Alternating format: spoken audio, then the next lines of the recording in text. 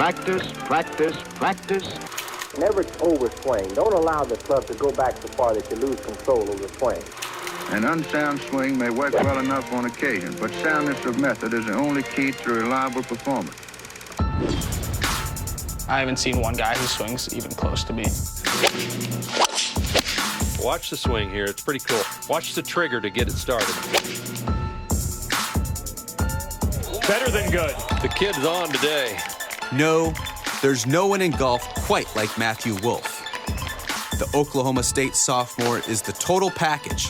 The power of a sledgehammer, the rhythm of a jazz band, the jock swagger of a quarterback, the charisma of a Hollywood A-lister. His upside, I don't think you can put a limit on it because there's not a weakness in his game. I just think he's got a chance to be very special. I told him that from the very start. Since he was a sophomore, I told him that I think he could be one of the best players in the world. Wow. That start came at Westlake Golf Course, an unassuming public track outside Los Angeles. It was there, on the turf mats, that George Gankas honed Wolff's unique swing and guided his evolution from curiosity to cult hero. He told me from the start that he loved my swing and wouldn't change it at all, and only would work with it. And I really liked that because I had a lot of people tell me that they wanted to change my swing and that it wouldn't last. He's doing things more athletically. Boom, boom, not actually putting him in positions and trying to make it perfect like a math equation or trying to make him like a machine. He's not a machine, he's actually an athlete. My little start movement is for alignment. I line up to my shot of where I think I should be aimed, and then I move my hips and my shoulders a little left, and then as soon as I get back to square, I do a little forward press action with my hands. From there, I take it very far upright with my hands a little closed. I'm really across the line, dropping back down. I get it in the slot and make sure to rotate with my lower body. If I do that, the way my swing works, everything falls into place. His shot quality was awesome, but that revolutionary swing also spawned a series of skeptics. George will post an Instagram video of me, and I'll get a bunch of comments on the video saying, how is he good? How does he even hit the ball? And tell me that I needed to change my swing or that it's not gonna work. Oklahoma State coach Alan Bratton was not one of those doubters. I recruit kids that looks like they were born with their swings. I look for things that are very natural. Matt takes it away a little differently than most, but once the club changes direction, it's fantastic. The golf swing stands out at first glance, but for me, it's the sound of the ball. And I think you could take someone that knows nothing about golf, walk down the range, and they would hear that sound and it would get their attention. They would think, wow, that's different. About the only thing louder than Wolff's shots is his voice. Come on, is no one gonna dance with me over here? The frat boy brings some much-needed levity to a business-like program. His character, huh? Most people talk like this. He talks like this. Like a toddler. I've always explained him. He goes. Then he gets tired and takes a 3-hour nap. He's the life of the room. I mean, he's loud, he's smiling, he's bopping around. He's got a lot of swag about him. And for good reason. Last season, Wolff earned the Phil Mickelson Award as the nation's top freshman and then became a social media sensation at the NCAA Championship, where he clinched the national title for the Cowboys.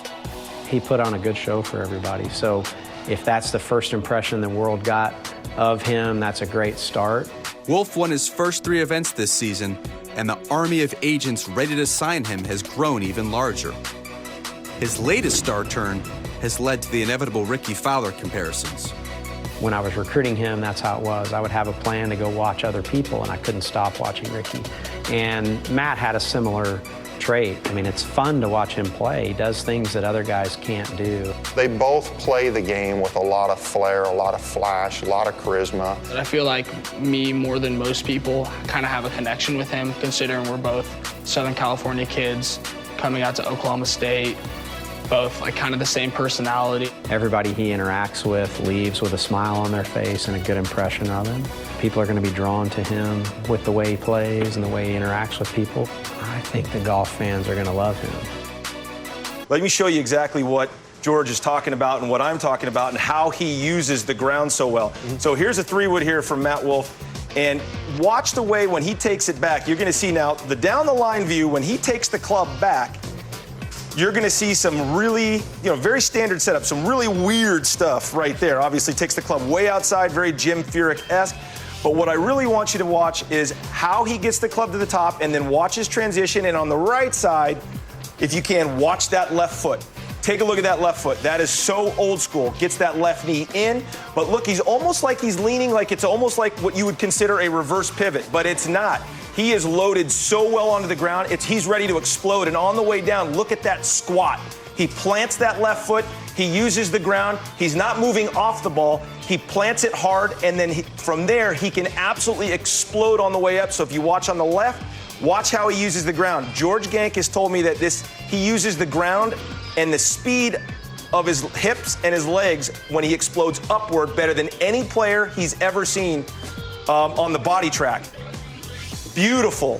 From that position across the line at the top to get that right there, that's money. And every professional player that you see that's powerful gets in that position right there, clears that left leg a la Bubba Watson, or the lead leg a la Bubba Watson, just like out of the way so he can get that hip out of the way fast. That is how to create extremely efficient speed and use the ground. You got to think, Kurt, if he goes there and gets it out there, has just a yardage where it might be touch and go, definitely Wolff will start to have to take some chances now.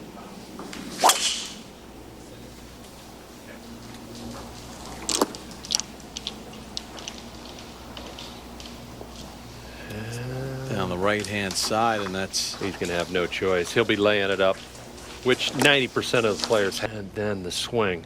Now we're going to slow it down. We're going to take it to the top, and we're going to stop it.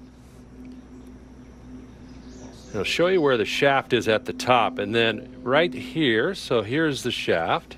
Now go halfway down and watch this shaft flatten out, and look at how much that shaft has moved and flattened out. Now he's in a perfect position to attack the golf ball.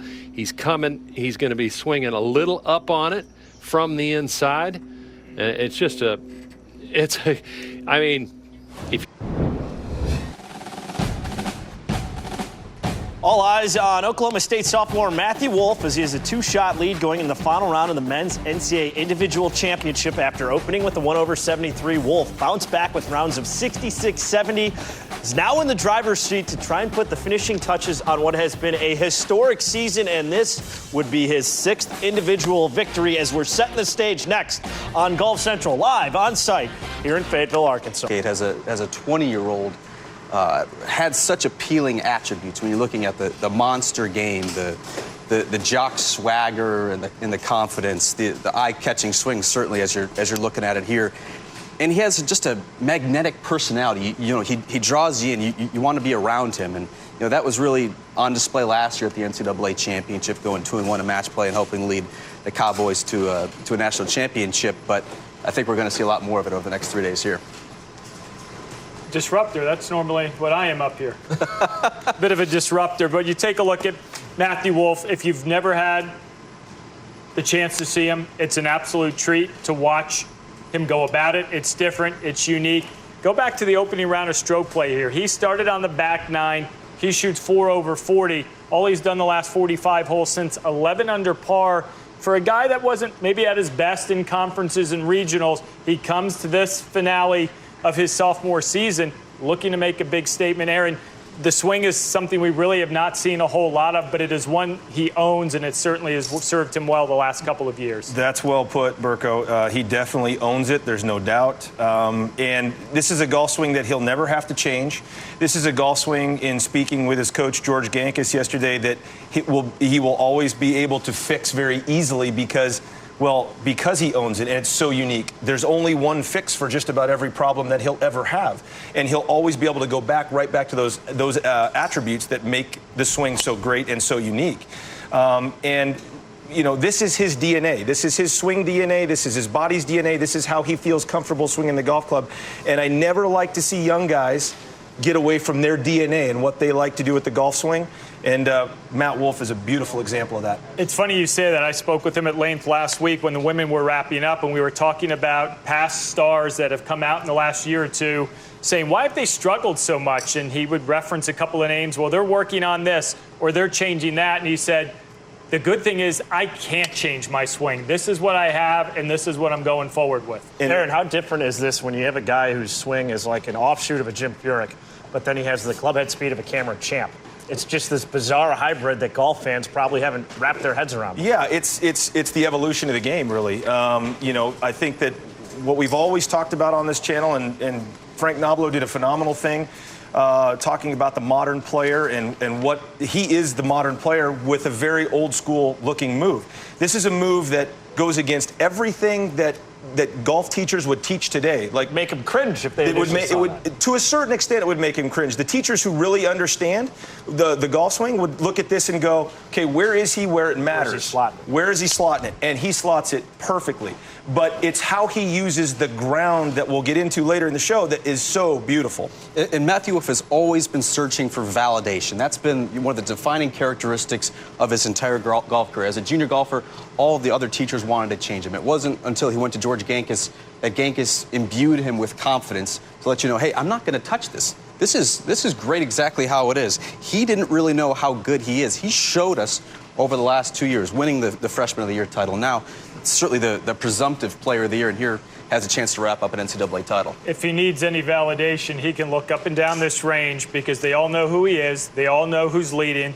They all know they got to try to catch him, and they all know they have their hands full in trying to do that here today. And Matt Wolff certainly knows that he has the bullseye on his back with that two-shot lead, but as we've seen play out so far during our stint here at the Blessings, just about anything is possible, especially with the conditions that are in store.